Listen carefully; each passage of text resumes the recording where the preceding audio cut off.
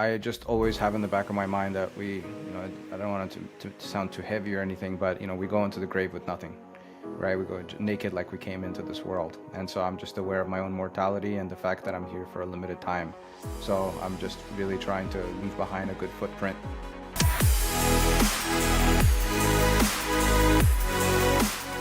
Welcome to the Build to Billions podcast, where we guide successful entrepreneurs and investors on their journey from millions to billions. And we believe the key to scaling and compounding your wealth in life starts every single day with a mindset and practice of stewardship over ownership and applying billionaire biblical principles. Our ultimate goal is to have you scale and compound your wealth in life so you can give more all of it away to help MVPs, the most vulnerable people. My name is Brett Swartz. Each and every episode, I'm joined by the world's top entrepreneurs, millionaires and billionaires, where they share their stories, insights, and secrets with us so we can all level up and make a bigger impact. I'm excited about our next guest. He is the visionary and founder of AMZ Optimize and has over 13 years of personal selling experience on Amazon and a rich background in e-commerce. Not only has he helped propel others to success, he has also launched, scaled, and exited brands of his own. Today, his agency manages 8-figure revenue annually.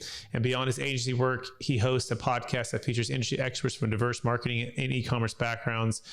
He offers a wealth of strategic guidance and direction for Amazon sellers and so much more. Please welcome to the show with me, Pasha Knish. Pasha, how are we doing? I'm doing well, Brett. I'm really excited to have this conversation with you today. Thanks for having me on. Excellent. And for our listeners getting to know you for the first time, why don't you give us a little bit more about your story and your current focus? Absolutely. Yeah. So I've been an Amazon seller since 2011. Started out in the early days, or some of the early days. Some people have started out even earlier than me before, when it was just books on Amazon. But I had a pretty good start. This was before Alibaba went public, and you could just kind of slap a private label on some product and put it out on Amazon, and it would just sell magically. Send some Google ads to it. The game has changed quite a bit since then, I'll say. So it's been quite a ride, but I continue to sell. After all these years, I still have a brand. I've made an exit before. I'm working on my second one right now. And in the meantime, just helping other sellers, doing what I do best as an operations person and strategist. And, little by little, I was able to grow my agency. Since 2019, we started AMZ Optimized. I was freelancing prior to that.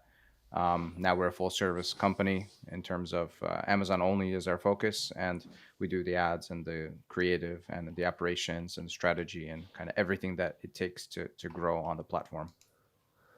Excellent. That's what we'll be talking about today, about how to build a successful Amazon full service, or selling business, and so much more. And Pasha will help us understand how to do this, which is kind of exciting because we have quite had I think a person or an expert like you on this particular part of the world. But before we go all to that, I'm just curious. Who was Pasha growing up? Give us maybe your superpower or your strength that you had, and how do you use those to help and bless people today? Yeah. So I grew up in Brooklyn, New York, kind of the Big Apple, but come from an immigrant family. I was born in Ukraine, came over here when I was really young. And just been hustling and bustling my whole life, started working at 15, doing telemarketing, and did many things, kind of sharpen my skills, and hanging out with the right crowd led us into being interested in, making some money online. And that just turned into a career for me. I studied philosophy in college, went to a pretty good school, but my last semester I dropped out to pursue this as a career and never looked back since. Now I live in the mountains of New York, and love hiking and fishing and all kinds of outdoor stuff. So I get to enjoy that kind of hybrid lifestyle where I'm working from home, but I also have access to the great outdoors and spend time with my family and kind of have that good work-life balance that we all strive towards. That's great. Fantastic. I love that background. Thanks for giving that. Now, so let's dive right into the topic, which is, the number one secret to I guess, growing or selling on Amazon. Let's start with that. Go. Yeah, I mean, I think today growing a brand on Amazon is very different than any other time, just because, well, first of all, competition is really heavy. Second of all, there's a lot of Chinese sellers in the market, and that really changed the game once, the Chinese sellers came on. Now we're seeing all these things going on with tariffs and some of the other changes happening with maybe some of the minimum thresholds that are getting taxed. So that might change things, but luckily over time, I've seen quality improve. So with that being said, I mean, I think in order to be successful on the platform, you truly have to offer something to people that is worthwhile. So you're actually solving a real problem. You're providing value in a real way. It's no longer just, let me find this steel spatula on Alibaba or some supplier in China or wherever in the world, and just put my logo on it, steelspatulas.com, and hope that it's going to sell. No, you really have to think outside the box. You really have to do your research. And luckily, there's lots of tools and lots of things that you could do to determine what that unique selling position would be. And then from there, I think it's just about sourcing from the right place, making sure the economics work, making sure that there's a market fit. And you don't necessarily have to be the cheapest to win. I think you just have to be consistent. You have to be good in terms of quality and everything. So those are the primary keys to success, I would say. So Pasha, it sounds like solving a real problem is the number one thing you got to focus on. Adding value in a real way. Yeah, it's no longer able to just use a standard approach. And then you said number two, you started to go on that, but I'm not sure if we caught it or not. But what's number two? Is it you said maybe sourcing in the right place? Can you walk us through that? Yeah, exactly. So sourcing in the right place in terms of really standing out and solving a problem that is both economical and realistic. So, for example, you determine based on reviews on other listings, competitor listings, or something that you have interest in, that there's a real problem that is just not being solved, whatever that is. This is pretty high level, but if you're able to solve that problem and offer it at a price that people are willing to pay for, then that's essentially how you win. And then you add consistency to that. But sometimes that's not necessarily sourcing in one particular place. Traditionally, people have gone to China for sourcing and for manufacturing, R&D. Now, I think the market is kind of busted wide open in terms of many countries are catching up in terms of infrastructure. Tariffs are also incentivizing certain behavior, let's say, or buying patterns in other places. Excellent. Okay, great. What's secret number three then after that? After you've sourced the right place, you've solved a real problem, what's the next one? The next one is making sure that you're actually doing what you're supposed to be doing on the platform. That's, sometimes that's the easy part. Sometimes that's the hard part, depending on the partner that you have. And that's kind of why we exist. So, having the content show up in a way that connects with people. So your branding is parallel all across. Your unique selling points are highlighted and outlined in the content, both graphically, textually, and in video as well. And then showing up with advertising in front of the people who are really actually looking to solve the problem that you're solving. Now Amazon's moving away from only just search based on keywords and now moving closer towards semantic based search that's made possible by the advent of AI and all the things that are happening in that whole world. So those are the two. And then from there is just consistency, having inventory, making sure listings are not getting suspended or third-party sellers are not hopping on and stealing your sales. So you're there with consistency, you're showing up in the right places at the right time, and your content speaks clearly to what you're actually offering. Okay, excellent. Let's dive into a little bit. And by the way, if you want to learn more about all of this, go to AMZoptimize.com, AMZoptimize.com.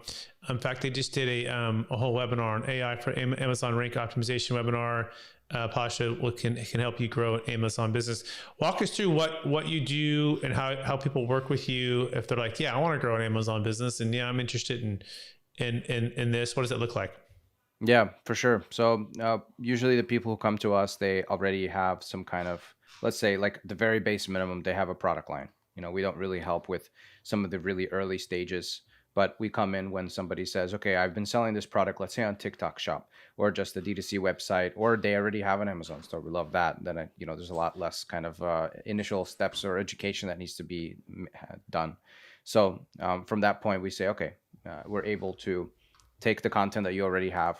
If you don't have any content, if you've never gotten any photo shoots done, or you don't have any UGC created, then we'll make assets for you. We'll take the assets that you have, or we'll make them and turn it into infographics, written content, video content.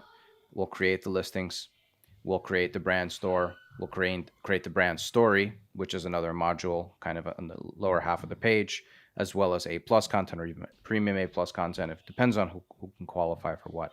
So we'll make the improvements to the content first. That's always the first step. And we'll do a couple rounds of revisions back and forth until we get that kind of angle correct. And then we can apply that structure or that branding all across the listings. Once the content is done, then we'll move into advertising. Advertising is basically just looking for those winners. So sometimes people who sell on Amazon, they already have tons of data. They've been working with another agency, or they've been doing it themselves, or somebody's been helping them. So they have some data in their account that we can use and say, all right, we have this certain kind of structure or way that we manage and optimize and structure campaigns that works. So we're going to apply that formula to your account. And basically, we're just looking for keywords that are performing well and ways that we can scale on them. So we'll create campaigns that are singling out those targets that we know are working well, and then we'll move that into video campaigns and all these different pieces of real estate that we can kind of go after. And Okay, then so this is full service agency.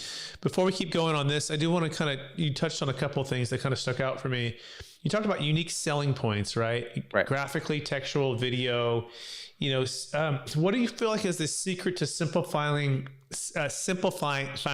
your unique selling points? Maybe just in general, not just Amazon, but just for business and entrepreneurs who might be listening to this. I think at times the entrepreneur can get caught and too deep into their service or their product, and they don't simplify it, right? And then for you from the outside, you probably see this a lot. So what's the secret to helping those that you coach and that you consult to simplifying their unique selling, what they're offering? Yeah, I compare it to like Apple, right? Like one of the reasons why they did so well is because they took something that, especially at that time, was really complex and turned it into something that's very simple or easy to understand or easy to use. So I think it's that same type of concept where you know your product really well because you've been involved in R&D, and you're like, kind of emotionally involved and technically involved, and you want to like, outline all these things, but you really have to put yourself in the shoes of the customer. And the customer is going through a process where they're looking to solve a problem on Amazon, and they're looking to solve it quickly. And they need to know exactly what is it that makes your product stand out versus competitors. And that's shown through a number of different things, not just the content, but also the reviews and the price. So if you have good reviews, the price works. Again, it doesn't have to be the cheapest. It has to work for the market. And it has to outline what are the top things that you're solving with the problem that's being faced. So you're not necessarily listing out the technical features, although the technical features might contribute to those unique selling points. But it's really, what are the pain points that are being addressed in order of relevancy and priority. And those are the things that we're doing in the infographics. We're making basically an infographic video showcasing the product being used, lifestyle photos, whatnot. Right now, we're experimenting a lot with some of these great AI tools out there, both for creating graphics and video. So simple as, take some photos with your phone of the product, and we can get that turned into lifestyle photos, which then become infographics. We'll have our editing team go in there and kind of highlight those elements. So that's what people are looking for. When you say lifestyle photos, what do you mean by that? Like you mean like people using it like in a day-to-day, thing kind of thing? What do you mean by that? Exactly. Like, let's say I'm selling a microphone. I'm not just going to have a microphone on a white background. I'm going to have a picture of you speaking into a microphone in a studio setting with a beautiful plant behind you and a book. All of these different elements that kind of put you into the shoes of this ideal, kind of situation. So that's good. Yeah, the product in action, being used, whatever it might be. Okay. That's great. And then you mentioned something about an AI tool, and then you make it to infographic. Bring that to life a little more. What do you mean by all that? Yeah, so sometimes people just don't have the money, or whatever. They haven't done a photo shoot to create those lifestyle photos. So many years ago, not even many, just maybe 2 years ago, it was that you really had to go out and like get a photographer and do, hire a crew, or get like rent a staged place and do all these photos to create that scenario. Like if you're selling a pair of shoes, you'd have to go put them, or get somebody to put them on and go outside and be in all these different places and have a professional photographer taking it at the right angles with the right lighting. Not anymore. You're able to take photos with your phone. Just take your cell phone, shoot a couple pictures from different sides. You plug it into image generation model and give it a really specific prompt, and you're actually able to create very, very realistic photos that would mimic that of a photo shoot, that you can then use to create infographics. Infographics being, we take that source image and then we edit it to put the branded text that highlight the unique selling point that we're trying to highlight. So some of that, Yeah, I would really use the AI at this point really to make that kind of source image, not necessarily the infographic with the text. We still need a designer for that. That's sort of like the mix of like, the human and the robot kind of. Yeah, I wouldn't trust AI Hmm. entirely, but I'm sure you can get it done too if you're really good at prompt engineering, or maybe there's some models that are coming out now that can do that too. Excellent. Again, we're speaking with Pasha Knish. He's spelled Knish for the last name, PASHA for the first name. And you can go to amzoptimize.com, amzoptimize.com. Yeah, I think your niche is Amazon for sure, but I think the principles of what you're speaking on and even the technology in which you're speaking on can apply to any entrepreneur or business owner who's listening to this. I think that makes a lot of sense. What's the best way you're using ChatGPT or AI? Are there certain agents that you're building or bots that you're building? Are you how are you using AI right now? Is it ChatGPT your main one, or what? I'm just kind of curious from your perspective, what are you using? I use ChatGPT probably more than Google right now, just in my personal life and in business. Whenever doing any type of thing, whether it's coming from contracts to ideas to crunching, whatever information is being thrown at me through email or whatever it is. But I would say that when it comes to this type of work, we're really looking more closely at Google's models. There's something called Imagine and VO3 for image and video generation. These are newer things that Google is rolling out as part of their kind of or extension of their Gemini tool. And I feel like Google's catching up pretty fast in this AI race. So for those, I would use that, and also Mid Journey and things like that have always been around, and they're pretty good. I'm not really a huge fan of the image generation coming out of DALL-E 3, which is ChatGPT's image model. But aside from that, we are also building our own iteration of a AI tool that we intend to create as like a kind of SaaS offering. Right now, it's free. You can go to AMZBrain.ai to check it out for free. We've done a V2 of that. The reason it's free is because it takes a little bit of work to actually get it to produce a result for you. It's basically a system which you input 3 different reports, which we kind of walk you through in a very short video. We walk you through how to get those 3 reports, and you're able to get all of the back end information that you should plug into your listing in order to show up organically better for this more semantic based or intent based search on Amazon. So as I was mentioning earlier, keyword-based search is going away. Semantic-based is kind of coming into play more. And the way that Amazon is knowing when to show you up in these kind of semantic or intent-based searches is by the information that you have in your backend. So we're creating a tool that makes it so you get all of the exact values that you need for your product to plug into the backend. Many people don't even fill out these terms because they don't even know what to put there. It's kind of like somewhere hidden. You don't really see it on the front end, so most people just don't even do it. So that's why we created a tool to kind of do that for you. And pretty soon we'll be offering a 3rd iteration of this tool where you'll just plug in your account and we'll crunch everything in the back end. You won't have to upload any reports. So the good news is it'll be easy to use it. The bad news is it won't be free anymore. So anyway, you could check it out. Okay. Yeah. AMZBrain.ai. Again, that's AMZBrain.ai. Now, Yeah. again, not everyone listening to this is going to be like, okay, I want to go start an Amazon store, right? Sure. For sure. But I'm feeling like some of these things are probably applicable to different businesses as well. Yep. You said semantic based versus just keyword search. Does your tool also help with others that are not selling on Amazon, or is that really just focused on Amazon? It's really focused on Amazon at this moment, but I will say that this concept applies to everything across the internet. In e-commerce, this is happening on all the search engines. All the search engines want to deliver the best result because they get paid for that. They want you to get exactly what you're looking for. And so like right now with ChatGPT, you mentioned, they are now starting to work on something where you can actually shop directly through ChatGPT, and ChatGPT will get a commission or whatever from the store. They're doing this whole kind of integration potentially into Shopify. So everybody right now is discovering products through these AI models. Why? Because it's so much more efficient than going on Google and going through all these websites and listings and trying to search like manually. Right. These days, you can just kind of get your answer almost immediately. So this intent-based search and these like prompting-based searches are becoming kind of widespread, and people are just catching up to the fact that this is just a better way to save time and get what you need. So what should businesses do knowing that, like ChatGPT, if that's going to be the go-to, hey, give me the best of whatever it is that I'm looking for and break it all down for me and help me to purchase it. should they be feeding ChatGPT their details, their information, their blogs, their content, their like what would on our side as sellers like do like if someone were to search, hey, I want to find a Amazon, consultant to help me optimize my store. Is it good for Pasha to be feeding ChatGPT? You see what I'm saying? It's almost like, you create blogs and you put them on, Google News or whatever, right? You put them on, get your reviews on Google, on the Google thing. I'm trying to see, is there a way to gamify the ChatGPT system to get you to be a top in their search? What comes to mind when you ask that question, there's been a great thing that I've been using called Notebook LM. I don't know if you've heard of that, but that's a tool that comes out of Google. And what Notebook LM allows you to do, it's a model that you can upload multiple sources and prompt or query against.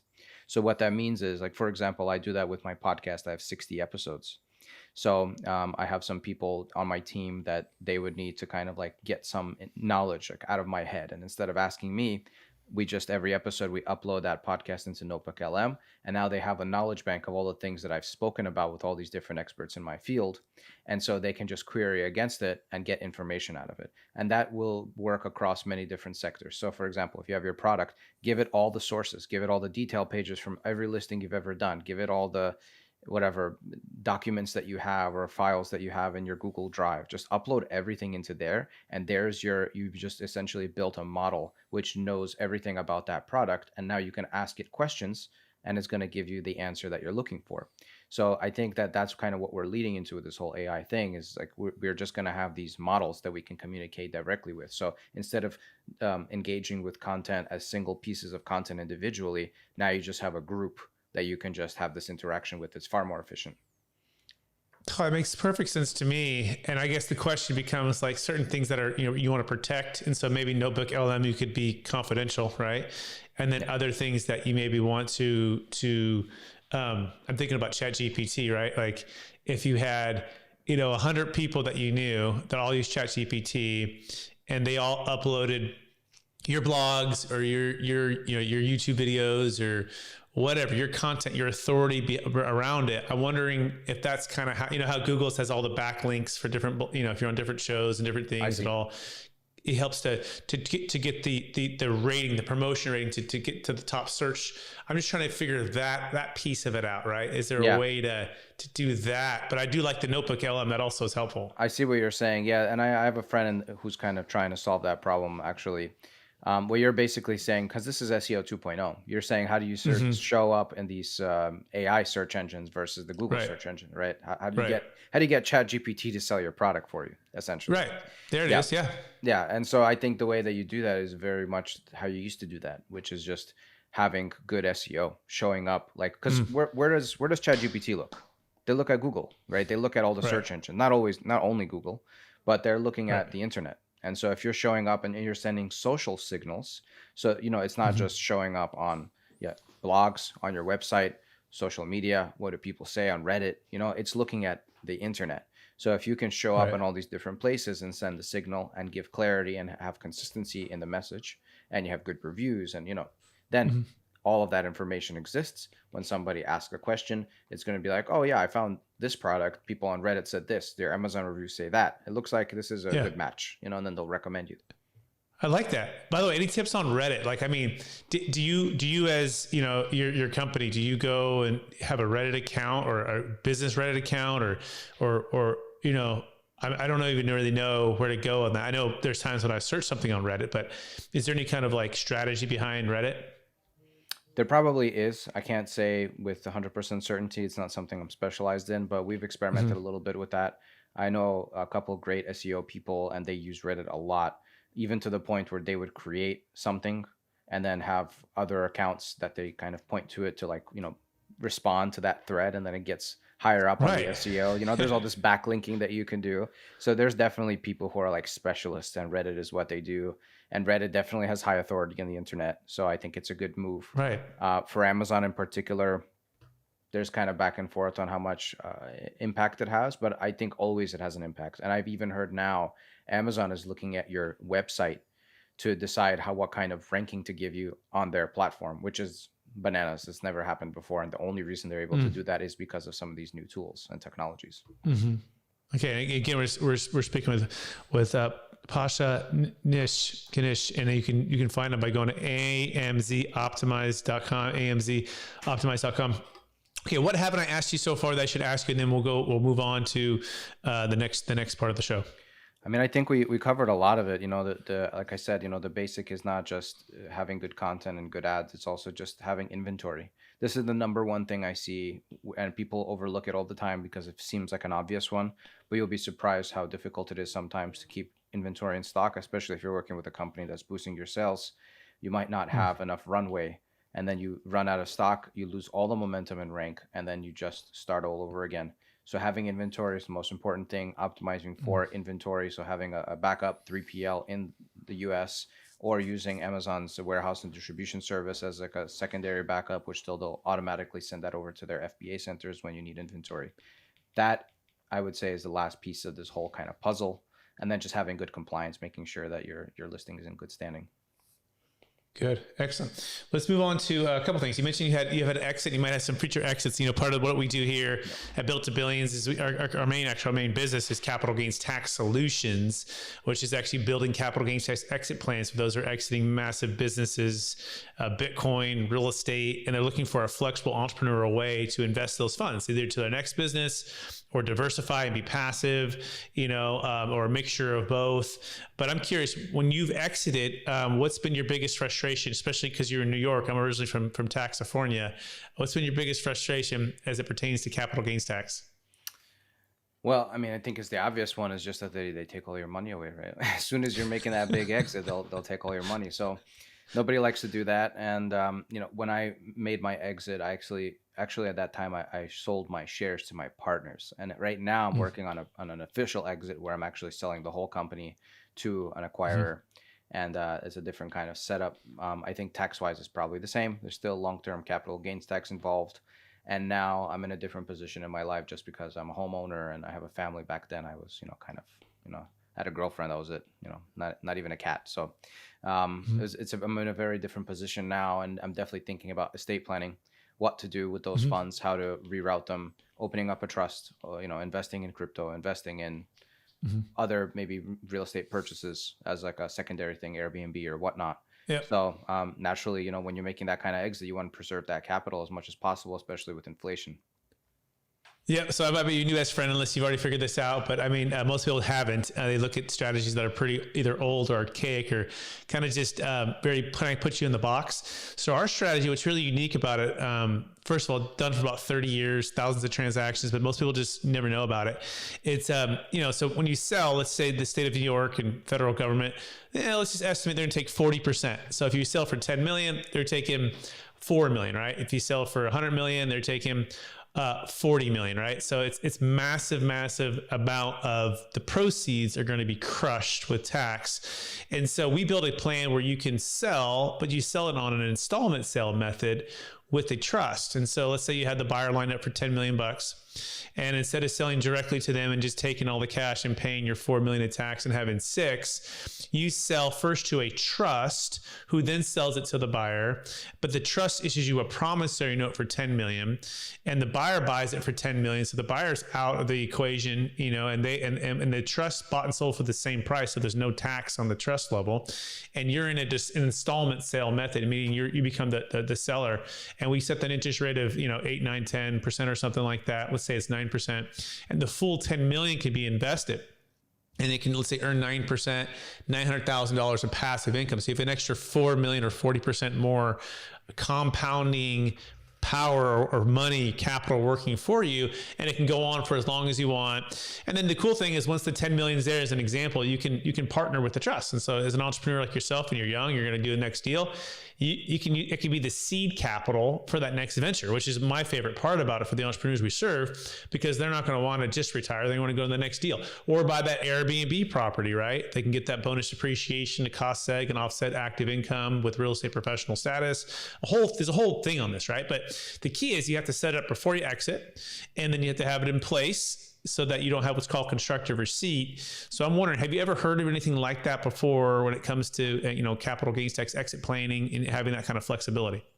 I've heard of some things like that before, but specifically to get ready for an exit, I haven't explored that actually too much. And like I said, I'm ready for my exit, so I think that's a good way to do it. So you're saying that you have to actually set up that trust ahead of time. And is there some kind of waiting period? So like let's say I'm in talks and I'm about to receive an LOI. So I want to just make sure that that whole setup is done and the transfer is made before getting the LOI. And then from there on, we can just move forward.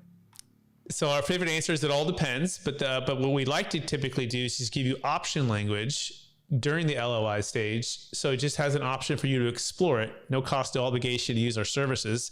But did you go down the road? Because these sales can take, 90, 180 days. They can take a year to close some of these larger transactions for M&A, big business sales. And so the cool part is we work in the background alongside of the M&A attorneys and the advisors and all that, but we give you the option language up front so that the buyer doesn't seem like they're going to do you a favor at the end of the deal. And so, and then we can also build everything up. But technically the IRS, they want to make sure that you were doing planning before what's called constructive receipt. Constructive receipt basically means that there's a binding commitment from the buyer and seller, which means the deal is basically a done deal. LOI stage, they're still doing due diligence, even APA or PSA or SPA, which is basically a purchase agreement that's in contract. Even during those times, there's still time. But on the best case scenarios is we meet with folks like yourself while they're, 30, 60, 90 days away from some kind of transaction or some kind of contract. And then we give them option language to explore it. And that's basically it. And then we actually build the trust during the transaction, right? Before it closes. And then you can assign your interest. And if it's depending if it's, a stock sale versus an asset sale, there's some different nuances there, but ultimately smoke clears, whatever you sold, instead of having to pay, immediately 20, 30, 40, sometimes 50% of the gains, right? And tax, you get to defer all of that. And then you literally can go on past your kids. You can just keep compounding it. I mean, it sells itself because it's just a mathematical equation, right? To be honest. Now there's a third party unrelated trustee. That's our role, right? We play that role kind of like a third party 1031 exchange company. If you've ever done one of those before, you can work with your advisors to help manage the capital. We also have some amazing advisors that we can build the team, but what we're building is like a fractional family office, but most people, they build it after the exit and then they pay the tax. We just do it before. So you have that extra amount. And then you just, keep doing what you would have normally done. We say, what would you have normally done? Well, I would have taken X amount of money out to build my, my dream house. I would have done X amount to buy my fancy car or whatever. But eventually you're like, I would have done the rest of it. I would have invested it. And you're like, okay, great, let's just do that. Right. Whatever it is. But now you have an extra, in your scenario, I'm thinking at least 40% more. Amazing. I love that. And if you wanted to take people want to learn out more. Yeah, if people want to know more, you can go to capitalgainstaxsolutions.com. We also wrote a book on it called Building a Capital Gains Tax Exit Plan with Kevin Harrington from Shark Tank in the book. And it's our story on how to do this. And so if you're an entrepreneur, you're a Bitcoin owner, you're a business owner, a real estate owner, really any asset of any kind, you have massive capital gains tax, we can build a capital gains tax exit plan to help you compound, multiply your freedom and impact. Just go to capitalgainstaxsolutions.com. Sorry, you had a question. I kind of cut you off, but I wanted to get that in there. But did you have another question on that? Definitely check out the book. My question was, if you wanted to take out cash, you pay the tax on that, right? Yeah, but exactly. not on the Just like not an on IRA. okay. Not on the whole amount. But yeah. So if you had 10 million in there and you knew you wanted $1 million for your personal stuff, personal home, something that you're just consumption based, you pay your tax on that $1 million. The other $9 million can defer. And likewise, it's the same thing, the same concept. You only pay tax as you receive payments from the trust, and the trust can defer payments for a period of time. So we have certain clients that are like, hey, I'm making a bunch of income and I don't necessarily need or want the income for the next couple of years. Can I delay payments? And the answer is yeah. So you can defer the cap gains tax and the income tax, and then you'll only pay tax as you receive payments back. And at the trust level, what's cool about it is typically operates like an IRA, meaning it doesn't pay any tax at its level, generally speaking, because it's able to expense what it owes to you. So it's a very elegant, efficient model that is typically only taxed as you receive payments back. And then we build in other things too to help you with your taxes. So we have a saying, we say tax flow, not just cash flow. It's usually the shirt I'm wearing. And most people will just focus on a cash flow mindset. They don't have a tax flow mindset, especially when they exit, because they're like, gosh, they're just focusing on getting the thing across the finish line. And so they're just like, I just want them to close, but they're counting it after tax. I'm like, but there's a better way. You could still get across the finish line and have an extra, 20, 30, 40, 50%. And so they're blown away. So anyways, enough about that. I appreciate you kind of diving in on that, and maybe we can work together. We'll see. So that being said, you ready for the lightning round? Yeah, let's do it. All right. Knowing what you know now, if you go back to your 20-year-old self, what's the one gold nugget make sure to tell yourself to do? Invest your money a little bit more wisely. I think I like many 20-year-olds, I think I blew it all on fun experiences, which is also important. But you were talking about Bitcoin. I was buying Bitcoin at $150, man. So I think that's an easy one to be like, don't sell the Bitcoin, but. Right. Yeah. Okay. That's a good one. It's a good one. Question number 2, what's the number one book you recommended or gift the most in the past year? Rich Dad, Poor Dad is my favorite book of all time. Mm-hmm. In terms of books I read in the last 1 year, to be honest, I stopped reading books recently. So I haven't read any books in the last year or two. But most of my reading just happens through the internet or, things I'm interested in, just kind of researching and all that. Awesome. Question number, by the way, I love Rich Dad, Poor Dad. Amazing book. Next question. What are you most curious about right now? Definitely AI. I think that's the thing that's growing the most. I've been researching and listening to some of the engineers coming out of Google and what they're doing just with math and physics and all of the scientists kind of exploring physics using AI. And it's just so fascinating to me. It's just even beyond e-commerce and what we're doing with images and video, just like into how this is moving the world forward. It's just something I'm extremely fascinated by. And I think many of us are. 100%. Next question. Number one leadership quote or theme that you strive to live by? I think, I don't know if it's a quote, but definitely you have to have integrity with anything that you do. So anything that you're teaching or preaching, you have to actually action on it and be that. So anytime I have a team of 15. So whenever I'm having pep talks with them, then anything that I'm ever telling them, it's something that I'm doing myself, as well as the role that they're playing that I'm hiring for. I've done it myself. So I think it's important to just, practice what you preach. Yeah. I love it. And then the next question, actually, it's just the last question. We'll just wrap it up here. After all your success, helping all the people you've helped and building the business you've built, what's the best way that you keep a mindset of stewardship over ownership? Well, I just always have in the back of my mind that I don't want it to sound too heavy or anything, but, we go into the grave with nothing, right? We go naked like we came into this world. And so I'm just aware of my own mortality and the fact that I'm here for a limited time. So I'm just really trying to leave behind a good footprint. And so I try to implement that across all the work that I do, whether it's in business or in family or in friendship or relationships or anything. So I think as long as we keep that mindset, then we can be good people and do good things. Amazing. Pasha Knish, I want to just thank you for being on the show, sharing tons of wisdom, insight, and just details on AI, on building Amazon businesses, on even just business insight. I want to encourage you to keep using the gifts and talents that you've been given to bless others and help people on their journey to building Amazon businesses. And for our listeners who want to get in touch with you, can you remind them one last time what's the best place for them to find you? Yep. AMZoptimize.com. Email me, Pasha at AMZoptimize.com. You can check out our free tool if you're already an Amazon seller. It's called AMZBrain.ai.